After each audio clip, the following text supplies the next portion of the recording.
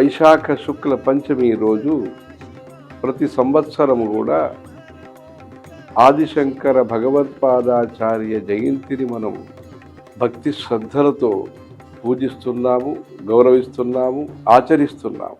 శంకర గురువరం ఆశ్రయే సంతతమపి మమ శ్రేయసే శంకర గురువరం.